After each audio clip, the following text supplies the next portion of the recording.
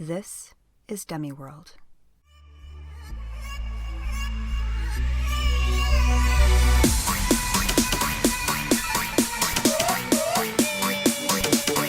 Oh my God! The woman and says, "Ma'am, does your husband always talk to you this way?" "No, officer, only when he's drunk." Boom, that's what you get, liars.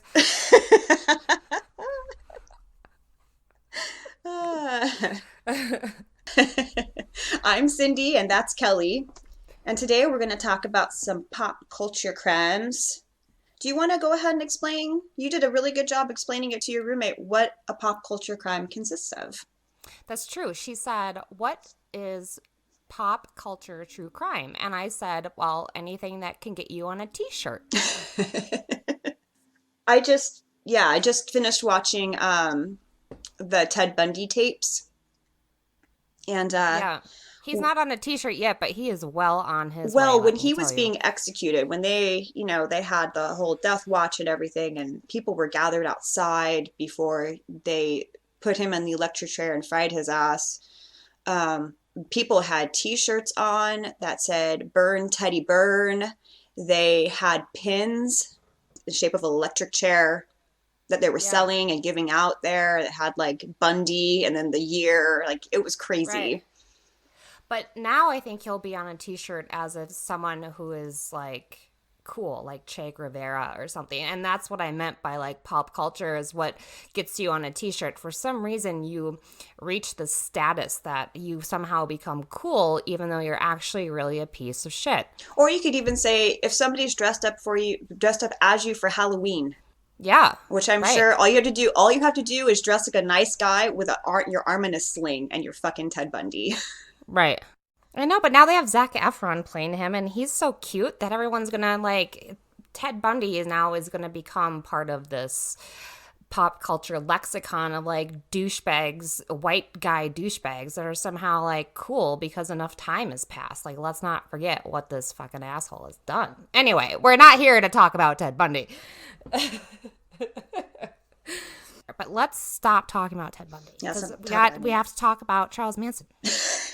All right, so I'm not going to give the typical Charles Manson talk. Anybody who is even remotely dipped their big toe in true crime knows what happened.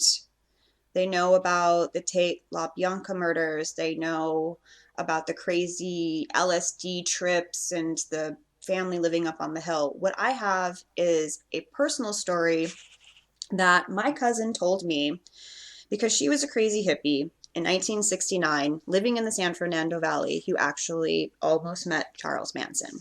So here we go. And this is why you never go to a second location with a hippie. Good advice. Okay, so in the summer of 1969, my cousin Kathy was hanging out in the San Fernando Valley where she was born, and she met hippies in Reseda, like you do. And they started chatting and said, "Hey, why don't you come out to our ranch? We've got this really great old Western movie ranch and we're all hanging out. We could smoke some weed, maybe do some acid." And she's like, "Sure, I'm 17.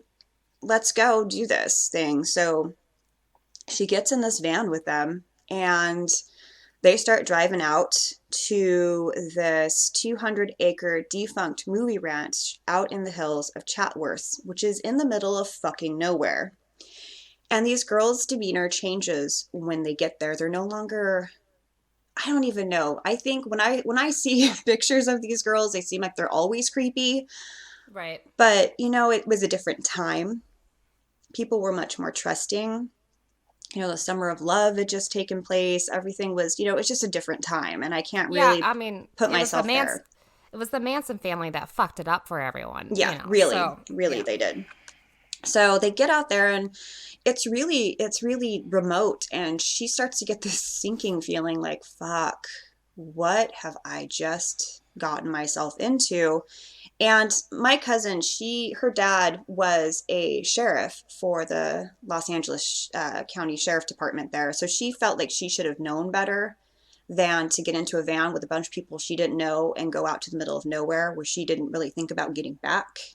And when I talked to her on the phone, she feels really shamed about this Still to this day. Still to this day. Still to Wow. this day. Like, how do you Because, learn unless you make mistakes, really? well, yeah, you really, but mistakes that really you may not be able to come back from. Like, this could have been a deal breaker.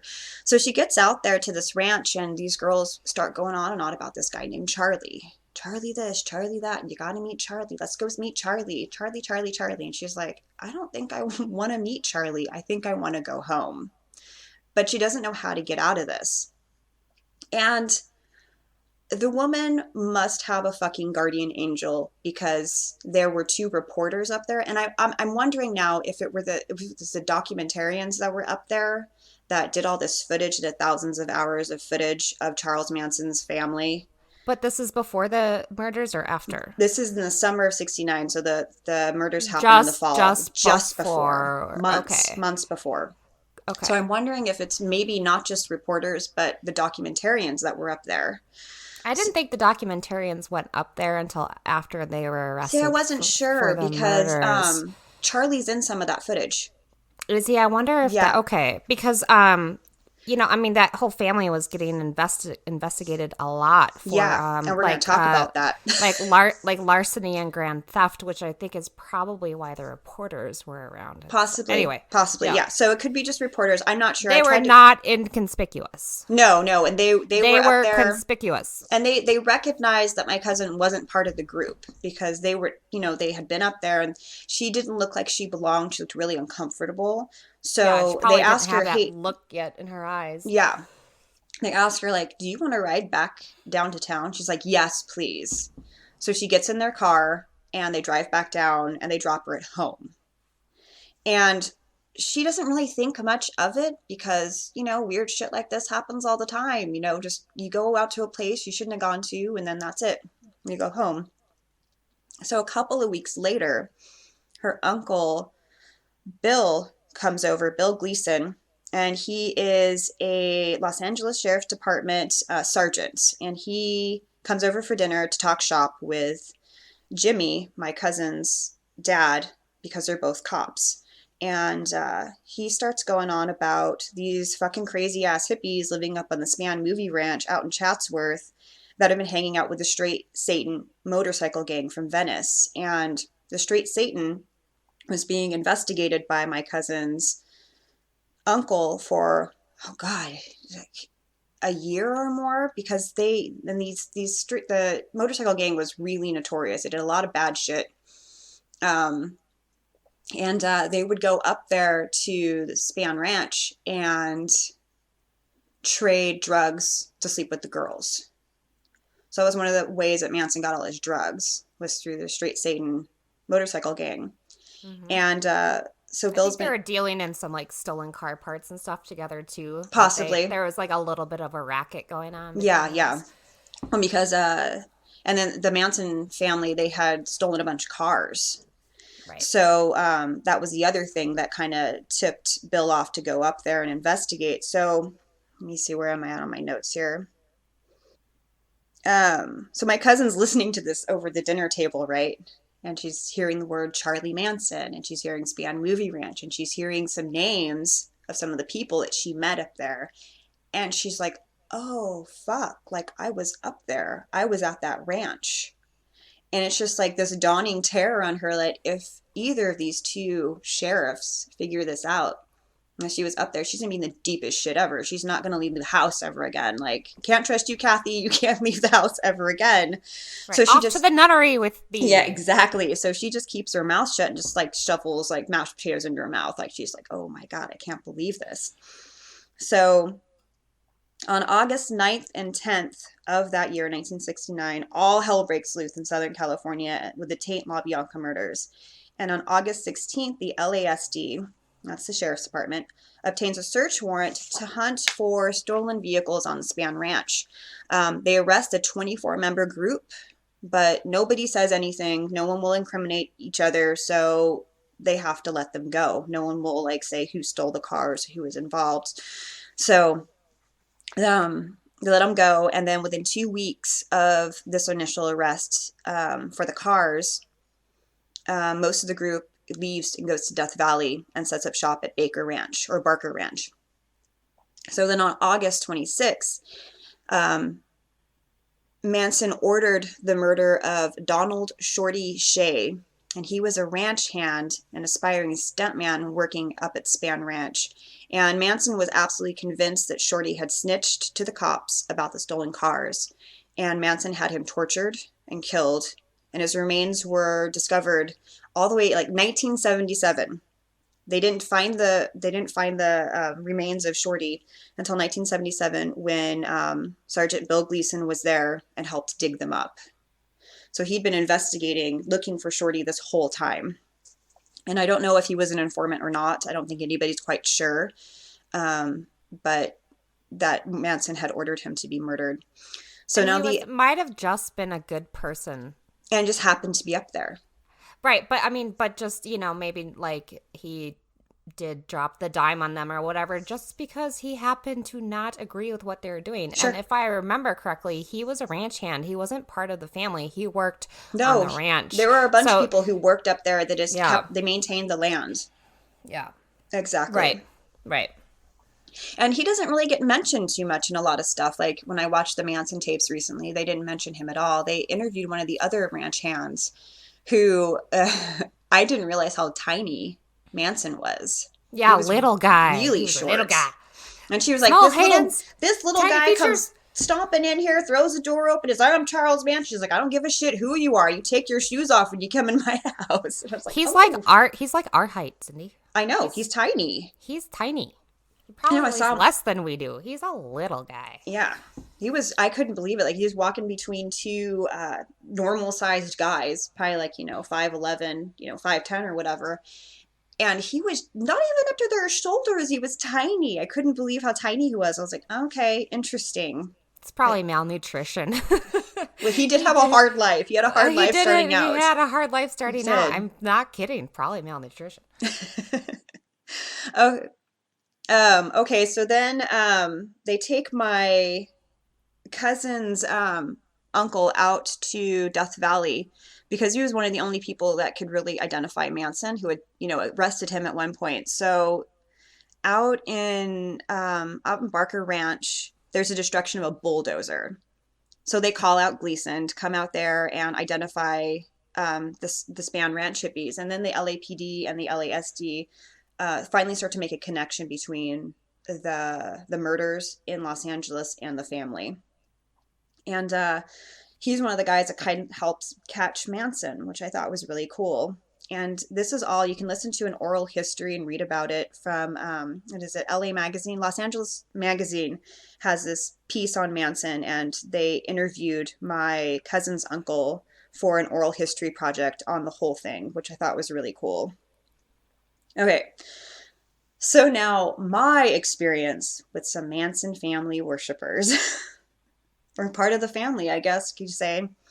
So yeah, I met one of them. You did. You did. You met one of them. You probably met more than one if you met any of the siblings.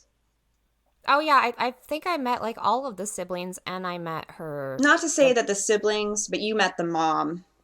And her boyfriend. And I met the mom and her boyfriend. Yeah. Oh, yeah, that's right. Her boyfriend was just a crazy old hippie. I don't think he had anything to do with this, but yeah. So let's see. So back in 1994, I'm living with my mom in Joaquina, which is this fucking tiny ass town in the Central Valley of California near Corcoran. And when we moved there in like 83, there were 98 people that lived in that town. And then when I moved away, and still to this day, 20 years later, there's 149 people. So it's super small. And when we moved there when I was 6, my parents bought the grocery store. So when I was about 13, my parents divorced. My mom got the store. And attached to the store was the post office. And there was a, called a Dutch door, kind of you can open the top. And right. we opened it up because it had been paneled over. So Anne, who ran the post office, was a friend of ours, so she could like gossip. And since the town was so tiny, there really wasn't, the grocery store was the main hub. People would come and drink beer there. They'd hang outside. They'd gossip. They'd chat. And one summer, I'm not even sure when, this woman moves into Joaquina from Alpa, which is also a tiny little sad town out there, and goes to the post office. She has 6 kids of varying ages, all the way from, I think, maybe 6 to 21, and she starts sending Manson packages who happen to be housed at Corcoran Prison. And Corcoran Prison is a unique state prison in California. It's one of the only ones that has this protective housing area in it that I think holds about 200 people. And they're people like criminals who can't be put into general population because other inmates would murder them or hurt them for bragging rights. And there are people like Juan Corona who killed like 25 migrant farm workers in California and buried their remains in shallow graves in peach orchards. Rodney Alcala, who was a dating game killer, and Philip Garado, I think that's how you say his last name, who killed J.C. Gerard and kept her in his backyard for like 17 years. Oh my God, the guy that kidnapped that girl for like ever and then had a couple kids with her? Yeah. Sirhan was there. Manson was there. I mean... No way. Yeah. Okay. So that was the guy who assassinated Robert F. Kennedy. Yeah, exactly. Yeah. They were all in Corcoran Prison at some point or another. And I think that's where Manson ended up dying. What last year? Year before? He died in Corcoran Prison. In Corcoran, yeah. And it has its own hospital. If you get sick, you don't fucking leave. They have their own dentist. You never leave that prison once you go there unless you're being transferred or you're dead. And it's in the Central Valley, so there's nothing like there's nothing landscapey to look at. It's not like when you're in San Quentin and you got the beautiful bay right there or something like that. It ain't like yard. That. You got potato bugs. You've got nothing out there. When they built it, I think they finished building it when I was probably in 8th grade. It was a big deal because it was going to bring a lot of jobs, and a lot of the prison guards were the worst drivers around because they didn't want to live in Corcoran, and I don't blame them because Corcoran is a sad little town as well. They live in Tulare or Visalia and end up being late for work because it's a long drive. It's over half an hour drive on these back roads that only have stop signs, and there were so many car accidents because of the prison guards driving way too fast, and it was just a mess. Anyway, so she starts sending letters and packages to Manson. And of course, Anne can't keep her mouth shut. She immediately tells my mom and anybody who will listen, there's this crazy lady sending Manson packages. And we're like, oh my God, there's a Manson worshiper here in town. Then it got out that she would take her younger kids to see him as visitors. And it blows my mind. So in 1994, this cute guy starts coming into my mom's grocery store. He's working for one of the farmers out there, baling hay. And there's slim pickings out there for boys to date. And we started dating, and then probably about... Jonathan is good looking. We'll give him that shout out. Congratulations, you have looks. And that's about it, unfortunately. He asked me probably about 2 weeks after we started dating about the Manson people. So I heard this lady, Manson lady. And I was like, oh yeah, this woman. It's kind of weird, I guess. I don't know that I ever met her. Like, would send stuff. He asked you that? He asked me about her. He asked me about the Manson people. And I didn't know that he was one of them. I don't think my mom knew either, because we only knew the girls because the girls were younger. They came into the store, but none of the other older boys came in. And I kind of told him what I knew, and then he was just like kind of, oh, okay, quiet. And then I think maybe the next day or something, he told me that was his mom. And I was like under the impression of giving the person a benefit of the doubt. Like, you can't blame the child for the parents' weirdness. It's not his fault that his mom is crazy. Right. So, I gave that guy my 20s. Until I finally realized all of them. Every single last one of them.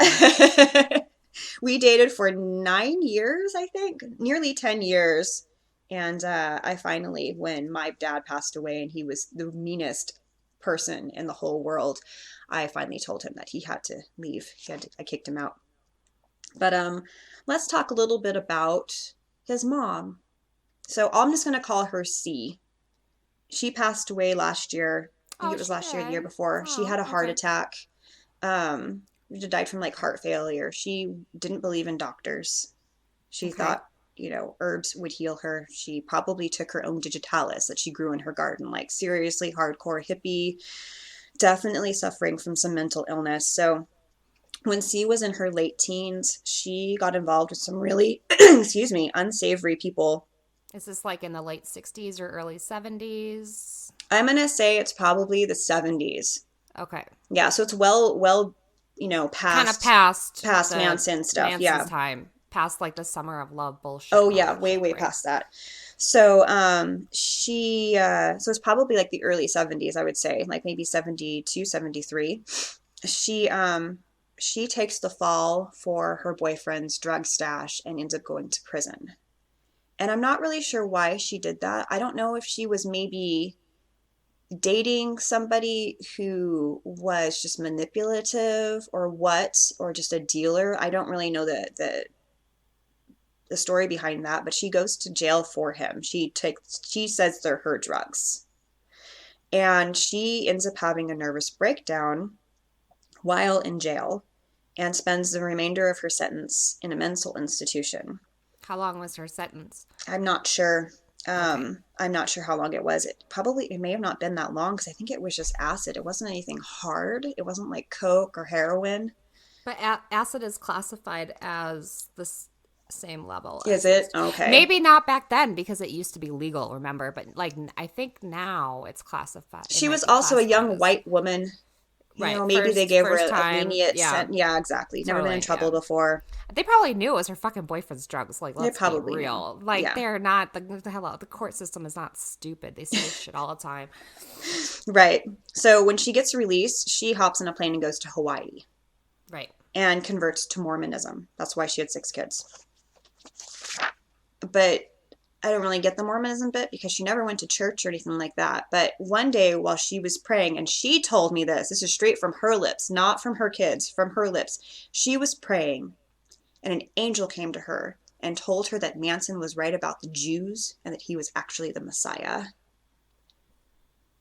So I'm confused. Like, I am like just beyond comprehension for me that someone who had never met Manson somehow gets romanced by his charisma without being around him. Mental illness. That's just mental illness. Cindy. Yeah, I just exactly. think it's just like when people like become obsessed and fall in love with someone they never met, like a celebrity or something. Yeah. It's mental illness that does that. Yeah. So I was told by one of her older sons that there is a contingency of Manson family folk in Hawaii, but when I tried to look it up, I didn't find anything, but I did find something interesting. So I do know that like during the trials, they went and hid out in Hawaii. yeah, they did. And actually, Barbara Hoyt, who was going to testify against the they family, spiked her acid. They spiked,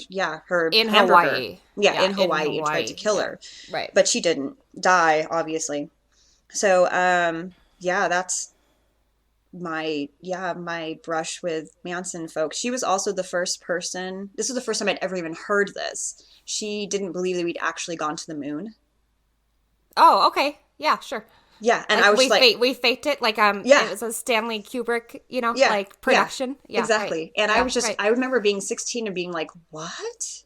How can you not believe?" And she homeschooled all of her kids. None of them ever really went to school. Yeah. Amazing that they turned out as quote unquote normal as Oh, some well, of them did. I mean, one some of of them got problems, but yeah. they weren't Yeah. like they weren't like mentally ill like C was. Like when No, you met not her, like you her, knew but she was crazy. My ex definitely shows more and more unstable signs. Like he's always been a little homophobic, but now he's like outwardly racist. I hear stories through the grapevine. Jesus And one of the sisters, she has a kid now. She's an anti-vaxxer, and she screamed at me online one time, and I'm just like, I just have to cut ties. Why am I keeping ties with these people? Like, I don't. I'm not bound to be friends with any of you. Yeah, weed the garden. I'm Exactly. almost certain I have most of the mentally ill people out of my life that I'm not related to. So. I think. Yeah, they're the hard ones to get rid of. Dude, and I can't. They somehow they find me, and then like I don't want to say I'm a bad judge of character. I just want to say that like I'm very open. So I'm too trusting. I allow these people into my life, and have got to stop doing that. But I need to start identifying them way sooner than I have been. I know we need to carry around a questionnaire, maybe. The DSM-5. Do you hear voices?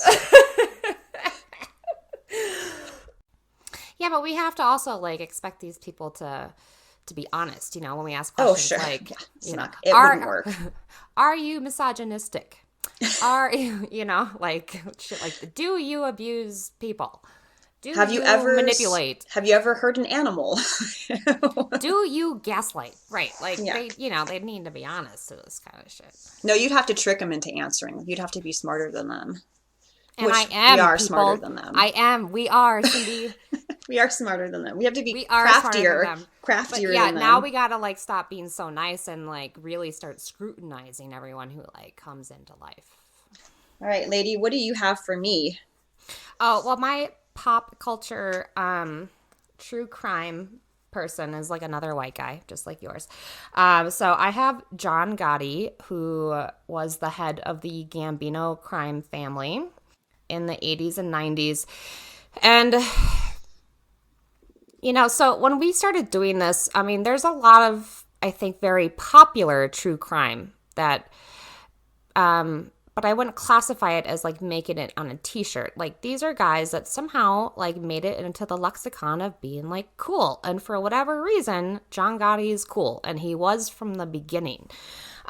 So we can classify him, or maybe I wouldn't classify him like that, but I think he could be classified as like this anti-hero.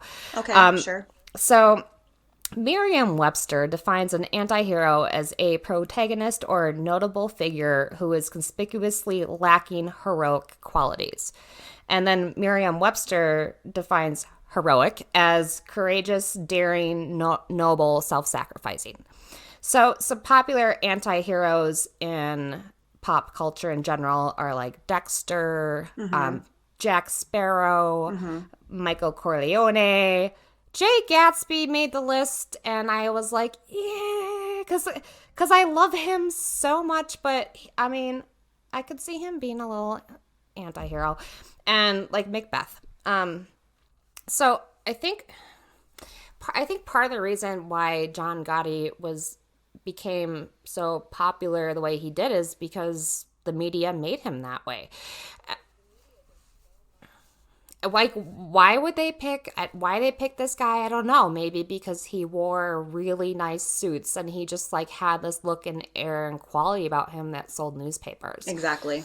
But in 1986, Time magazine commissioned Andy Warhol to do a portrait of John Gotti for the cover of their magazine. And I don't know like how it gets a little bit more pop culture than that. No, it's like the king of pop culture doing your portrait. Totally. But what's interesting, I was thinking about Andy Warhol, is that he is totally synonymous with pop culture. Like he made soup cans art. But he also was, you know, famously a tightwad and really obsessed with money. And so he commissioned artwork for everyone. It was not exclusive who he chose to do commission painting for. If you paid him, Andy Warhol would paint you a portrait. Right. I just think that who you were depended on whether or not it was going to be popular or, you know, where it was shown, like Time or magazine, like, you know, like reproduced like the Marilyn Monroe and stuff like that. But Time magazine was a big deal. So they decided, I think, that John Gotti was going to be like this icon. He like somehow, I don't know, became a cool person. And I think they did it then because he had escaped a couple really high profile trials. So John Gotti had a Gambino crime family. We don't have to go into a lot about mob culture in America. But I mean, they worked in extortion, racketeering, prostitution, drugs, like anything that was seedy and underbelly. Like that's what the mafia worked in. And we love them in this country. And I don't know why, because they really served mostly, like if they're Sicilian, they served the Sicilian population or the Italian population. And they didn't give a fuck about anyone else. And they shook down anyone that they needed to shake down to get money. And that includes like the people in their own neighborhoods who were like running legitimate businesses, and they would shake them down just to run them, and it's bullshit. But I think I was kind of doing some Googling, and I can't get like all the correct numbers, but there's like at least 9 movies made about John Gotti. There's way too many books to count. There's so many, like there's rap songs. There's a reality TV show like with his grandkids and daughter. Really? Yeah, but there's Wow. like, but even like, there's like, I think a couple rappers who use the name Gotti in some form or another, and then they reference him in their rap songs. And I think it's really interesting because Italian people and like these mafia people notoriously really hate black people. So like I can't even understand why African American artists or rap artists are like giving credit to someone like John Gotti, who would never really want to be associated with anyone like from that race to begin with, because they are super racist, misogynistic people. So Time magazine puts John Gotti on the cover, and I think it was because he escaped some high-profile trials that I think included murder because of, like, jury tampering and all sorts of shit like that. And so he got the nickname the Teflon Don. Right. And so Time magazine decides that this Teflon Don is going to become, like, this iconic guy. And so that's kind of where we are. I mean, he eventually is convicted at a trial, and I like just started researching this. I was so over it. In like so quickly, like I didn't even barely make like whatever I normally do, the process to go through this podcast. I was like, fuck this guy. So in 1992, he actually was sentenced to life in prison for 5 murders, conspiracy to commit murder, racketeering, obstruction of justice, tax evasion, illegal gambling, extortion, loan sharking, blah, blah, blah. So that's who I picked, John Gotti. But I just thought that we could have like a discussion on like the anti-hero and why do we like the anti-hero? It's interesting. I don't know if you watch any of the Marvel movies that have come out recently. If you watch any of them, watch Deadpool. Because Ryan Reynolds, first of all, is one of those people that can really deliver sarcasm the way other actors can't. Yeah. He is so good at it. He's so deadpan. And I mean, of course, most of what he's doing he's got a mask on, but it's a classic anti-hero. You've got this guy with these superpowers that really just wants revenge. He's almost a villain. He wants revenge on the people who've done this to him, that have made him a superhero. And instead of robbing banks, like say the Joker would, he just wants to get these bad guys. So that makes him heroic in a sense, but at the same time, he doesn't give a shit really about anything outside his bubble. Right. And he's funny. But remember, the anti-hero is lacking heroic qualities. Right. So the only reason that he seems heroic is because he's going after bad guys who have also hurt other people. Right. He really just wants revenge, which is not heroic. So you can have like a little bit of empathy for someone who is an anti-hero if they're going after unsavory people. Yeah, or like Dexter. He murdered other serial killers. Right. Yeah. And so people really like that. Yeah, it's like sense of vigilante justice. Right. Because, maybe the police can't arrest this person. They don't have enough hard evidence. Right. But you've seen the murder. But of course, he's not going to go testify and say, hey, I'm an eyewitness to this guy murdering people. I'm just going to go murder him instead. But let's talk about like the mafia and people like John Gotti because they're none of those things.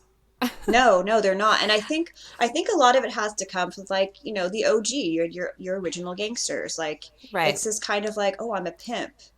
I make my money in this kind of seedy and um, underhanded way where I'm fucking the man, fuck the man. He buys my drugs. Yeah.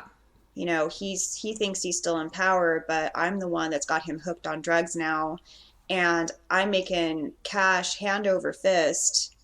And I don't actually work. I don't have to go to McDonald's and get minimum wage. I'm making good money Yeah. doing something on the black market. It's this kind, and we've romanticized the same thing, like, old West outlaws, Billy the Kid. People, that whole Right. idea is so romantic, and he was just a horrible person that killed people and robbed banks, but it's this kind of like, it's so like, oh, I don't know, it's magical somehow. It's romantic. Bonnie See, and the, Clyde, romantic. see, the problem I have with that, and for like us romanticizing things like the mafia, and yeah, I think part of it is, and part of it I think is ignorance. But what I'm going to like relate this to is when the beatniks. I'm going to talk about the beatniks No, because no, not the beatniks. I They didn't know ask to be here. I hate the beatniks. I No, hate you the do. beatniks. I do. I do. Don't you? Don't we? We've talked about this.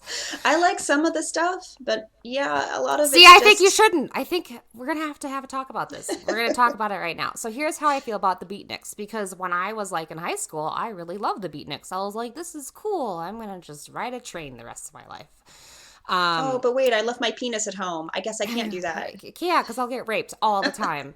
um, but like it was a very small group of men, and it was very cliquey. And Like two, there, two or three women. That's it. I thought if even women at all, because the No, thing there's like about two or three that are like that prominent are like figures. included, but if we talk about like them as their friend group, because like Ginsberg and Kerouac and all those guys were like friends, and they hung out together and they read poetry together and like whatever. Mm-hmm.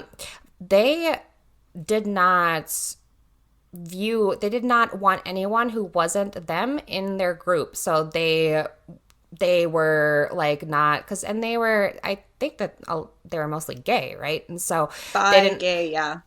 so they didn't like want women in their group, like they didn't want lesbians in their group, they didn't want anyone who like wasn't, like them, educated, probably like white or like Jewish and really into literary work, and who was either gay or bisexual. And like that's all that they wanted. They were not open. They were not inclusive. They were a super exclusive group, and I have a hard time with that. So that's when I stopped liking anything beatnik, because I thought, well, you guys wouldn't even want me reading your stuff or listening to your poetry, so I'm just not going to do it.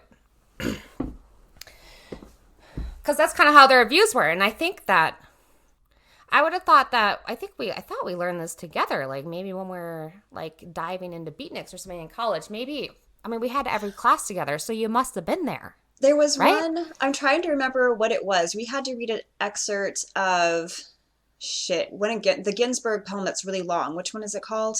Oh, something, yeah, like some American. I like their, yeah. It's like one word. Oh, Howl. Howl, thank you. I remember we had to read an excerpt from Howl, and I can't remember if it was in, I can't remember Anne's whose class class. or It was Anne's Pie and class? Thane's class. It was Pie and Thane's class. And somebody read it aloud. Maybe it was Thane. I can't remember. No, it was an Anne's class, and it was that girl who loved Ginsberg. And then Okay. Anne made me read the second reading, because that's how you should read poetry, folks. When we read it out loud, one person reads it and then a second person reads it out loud, just so that, because everyone has a different take and they read pauses differently. And so Anne had me read the second take of it. And poetry should always be read aloud because. Oh, wait, no, maybe she didn't have me read it, because you know how I feel about reading out loud, so I would have probably cried if she asked me. But someone read it, or maybe she read it, but then the other girl read it. She was... Okay, anyway. she really liked Ginsburg a lot. And Anne said something like, oh, people always take Ginsburg in two ways. They either really like him, and then she pointed to me and she was like, or like Kelly here, you really hate him. Because I was like, Well, the thing was, out of my skin. So we had to read it to be prepared for class. And it got read aloud again so we could refresh ourselves. And you were like, I just don't see the big deal. It's just, hey, look how cool I am over here. I've done drugs. Woohoo, look at me. And that was basically. Oh my God, I forgot about that. That was your take on it. And I was like, you know what? You're kind of right. He is fucking pretentious. Ginsburg's super pretentious. Yeah. Yeah. I understand at that time that it was new. And and that's what you said then too. It's like, yeah, but we've all done acid, right? Am I right? We've all done acid. Right? And like no one said yes. I was like the only one in the And I'm just laughing into my hand, trying to be as quiet as possible in this room of like, what, 6 people? That's how big our class was? 6? And there's me like bringing in all my biases. Like, oh, come on, people. You know, like. Live a little, go live, bum around for a while, come back and read Ginsburg. You'll see he's full of shit. Maybe my argument here isn't valid at all. Maybe John Gotti is really cool. Maybe the mafia is awesome. Maybe I just have issues. I brought up the picture of him. I mean, look at that. Look at that hair. Can you see him? Am I showing you right? No, yeah, I can see that hair, man. Oof. Yeah. That's a lot of blow drying and hairspray. That's a lot of the blowout? You know how like the Jersey, like people now have like they're excited about their blowout because I watch the Jersey Shore sometimes, right? Do you think it comes from like it's old school like John Gotti like that? It's so interesting that most of the people, this is what I've heard, I'm probably wrong, but most of the people who are on the Jersey Shore are actually from Long Island. Oh, yeah, there's only one of them is from Jersey. I can't believe I know all of this. I could tell you, like, where all of them live. Because the rest of them are, like, from one of the boroughs. My husband has a lot of his family, the Italian side, is from New York. And a lot of them are from Long Island. And, hey, every time we have a wedding and they show up, it's Jersey Shore. Just like, okay. Everybody's tan. Everybody's incredibly fit. They have a lot of makeup on. Their hair is very big. Yeah. And done, you know. And done. And they've all got their e-cigarettes now. That's the big thing. I know. No one smokes anymore. It sucks. Are you still not smoking? I'm still not smoking. Can you tell? I'm not happy about it. I might actually smoke today. I've had a really bad day. Don't smoke. Don't do it. Have a drink of, I don't know, some brown liquor instead. Have a shot of whiskey. Oh, then I'm definitely smoking. No, I mean, I do smoke like probably once or twice a month, and I smoke twice a month when I'm ovulating and when I'm menstruating. It's totally hormonally induced. But then I'll only have 2 cigarettes. So I'm smoking like 5 cigarettes a month. Okay. And I'm really okay with that because I used to smoke 300 cigarettes a month. That's a lot of cigarettes. Which is not even because that's half a pack a day. So think about like pack a day smokers. You know, they're smoking like 600 cigarettes a month. I am smoking 5. So I feel like I'm really doing very good with this whole not smoking thing. I have to agree. This time around, yeah. No, it's going to happen this time. If I might have to smoke like 5 cigarettes a month for the next year, but it's so much better than smoking half a pack a day. Yeah, and a lot easier on your pocketbook, too. It actually really doesn't make a difference. Oh, okay. Yeah, it's not that much. Like, when I look at how much money I've saved in the last 3 months, it's like $130. And, like, that's just, you know, if I could just smoke and have the guarantee that it's not going to kill me, I'd pay like $1,000. So, you know, but it really doesn't add up to be like that much money, considering what I'm giving up, I feel in return. But no, it's going good. It's good. We're good. We've turned a corner. Like, it's all my neurotransmitters are totally rewired to back to normal. And it actually turns out, because I used to say that I smoked because it was like my antidepressant. And it is like an antidepressant. It works short term. But what I found, because since I started smoking, I never like went this long without nicotine, because every time I've quit, I've always like used the nicotine patch. And so this time, like I got the flu and I like couldn't, and so I ended up like not using any nicotine for like 2 or 3 weeks. And at that point it was like, well, there's no reason for me to go back to using like a nicotine supplement.